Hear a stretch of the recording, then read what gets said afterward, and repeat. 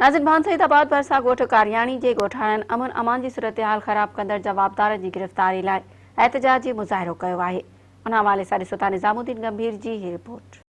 जी मुर्शिदाबाद जे भरसा ॻोठ कारियाणी में दरगाह रहीम शाह जिते काफ़ी ॾींहंनि खां हिकिड़ा ॻोठ जा अहम माण्हू दरगाह जा जेके गादी उहे ॻोठ जे माहौल खे ख़राब करे रहिया आहिनि। ॿाहिरियां माण्हू वठी ऐं दरगाह ते फायरिंग करे पूरा केस ॻोठाणनि ते मरे रहिया आहिनि, जिन जे लाइ ॻोठाणा सरापा एहतजाज आहिनि। अचो त वधीक ॻोठाणनि खां पुछूं त उनजो छा चवणु। असल में दरगाह रहीम साईं जो मसलो शोर शराबो पियो मुहिदनि जे तरफ़ां भई दरगाह रहीम साईं जे दरगाह रहीम साईं जे कब्ज़ो चवण जो मक़सदु इहो आहे त डॉक्टर करम अली जेको सैयद अब्दुल्ला शाह इंस्टीट्यूट हॉस्पिटल में डॉक्टर आहे, पढ़ियल लिखियल माण्हू आहे, अमन जो मोहब्बत जो पैगाम ॾींदड़ माण्हू आहे।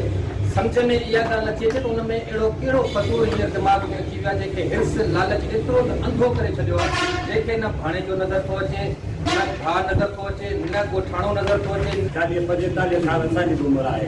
हाणे अहिड़ो कमु थियो आहे जो असां दरगाह त कयो पर घर जे ॻोठ जे रहण जहिड़ा न कयो। दहशत गर्द माण्हू अलाए किथां किथां अचनि था।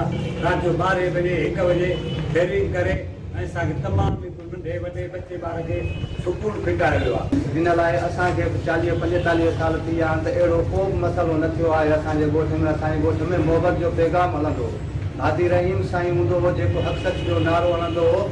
उन लाइ हाणे उनजो औलाद हिते दहशतगर्दी पैदा कई वई आहे। इन लाइ पूरे ॻोठ जूं 5-7 क़ौमूं आहिनि। तंहिंखां बि तव्हां जांच करायो त हे मसइलो केरु थो करे। राति जो आग जो फेरिंग कयो, सुबुह जो गांव निसार ते पूरा इंतज़ाम आहियूं, उन ते इफ़ार कयो वेठा। कैमरामैन मोहम्मद अली मेमन सां गॾु निज़ामुद्दीन गंभीर।